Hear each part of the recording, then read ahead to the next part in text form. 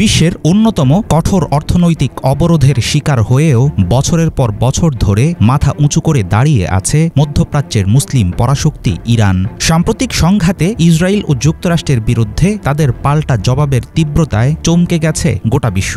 শত্রুদের চাপানো নিষেধাজ্ঞা ও ষড়যন্ত্রের মাঝে কিভাবে সামরিক সক্ষমতা বজায় রাখছে দেশটি, নিরাপত্তা বিশ্লেষকদের জন্য সেটা এখন চরম এক ধাঁধা। পশ্চিমাদের বিশ্বাস ছিল অচিরেই ভেঙে পড়বে ইরান, মেনে নেবে তাদের আধিপত্য, কিন্তু বাস্তবতা বলছে সম্পূর্ণ ভিন্ন কথা। প্রশ্ন উঠেছে, খামেনির এত সাহসের উৎস কোথায়? যুদ্ধ ও দীর্ঘ নিষেধাজ্ঞার মধ্যেও এখনও কিভাবে টিকে আছে ইরানের অর্থনীতি?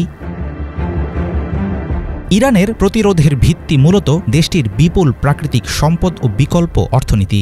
গ্যাস ও তেলের বিশ্ব মজুদের শীর্ষে থাকা দেশ ইরানের হাতে রয়েছে হরমুজ প্রণালীর নিয়ন্ত্রণ। এই কৌশলগত অবস্থান শুধু অর্থনীতিতে নয়, সামরিক ক্ষেত্রেও এনে দিয়েছে চমৎকার সুবিধা। দেশটির অর্থনীতির আরেকটি গুরুত্বপূর্ণ চাবিকাঠি হল বহুমুখী রপ্তানি কাঠামো। জ্বালানি পণ্য ছাড়াও আন্তর্জাতিক বাজারে ইরান বিক্রি করে নানা রকম কৃষিপণ্য, সিমেন্ট, রাসায়নিক, কাপড়, অস্ত্র, এমনকি আতর ও জাফরান সহ আরও অনেক সামগ্রী। পশ্চিমা নিষেধাজ্ঞা ফাঁকি দিয়ে ব্ল্যাক ও গ্রে মার্কেট, ছায়া বাণিজ্য, সীমান্ত বিনিময় কিংবা ক্রিপ্টোকারেন্সির মাধ্যমে বিশ্ববাজারে পৌঁছায় এসব পণ্য।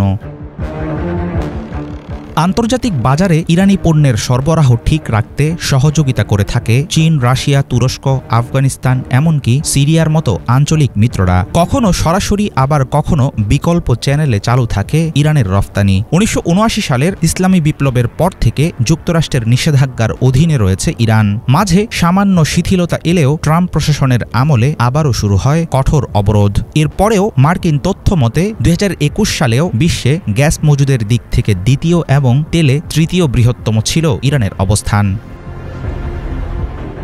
নিজেদের প্রযুক্তিগত উৎপাদন এবং সামরিক গবেষণায় বহুদিন ধরেই বিনিয়োগ করেছে ইরান। ২০২৩ সালে দেশটি সমরাস্ত্র খাতে ব্যয় করেছে $10 বিলিয়ন।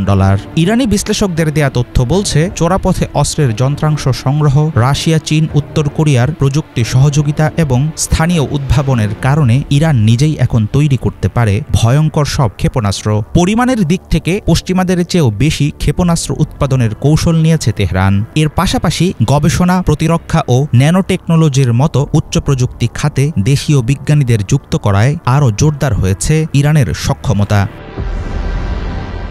ইরানের শক্তি বৃদ্ধির যাত্রা মোটেও সহজ হয়নি। এর জন্য দেশটিকে দিতে হচ্ছে কঠিন মূল্য। ইতিমধ্যেই ৫০% ছাড়িয়েছে মূল্যস্ফীতি। বিদ্যুৎ ও পানির তীব্র সংকটে জর্জরিত দেশের জনগণ। সরকার স্বীকার করেছে অন্তত 1/4 মানুষ বাস করছে দারিদ্র্যসীমার নিচে। বেকারত্ব ও বিনিয়োগের সংকট, কৃষিতে উৎপাদন হ্রাস, সবকিছু মিলিয়ে চরম অর্থনৈতিক চাপের মধ্যে নিজস্ব যুদ্ধ চালিয়ে যাচ্ছে ইরান। পশ্চিমা নিষেধাজ্ঞার সাথে সাথে নাগরিকদের উপর কঠোর নিয়ন্ত্রণ ও সরকারি দমন নীতি বাড়িয়েছে সংকটের মাত্রা। শত বাধার পরেও টিকে থাকার লড়াইয়ে মধ্যপ্রাচ্যের আঞ্চলিক রাজনীতিতে ইরান হয়ে উঠেছে প্রতিরোধের দারুণ এক দৃষ্টান্ত। হাফিজুল ইসলাম, বাংলা ভিশন।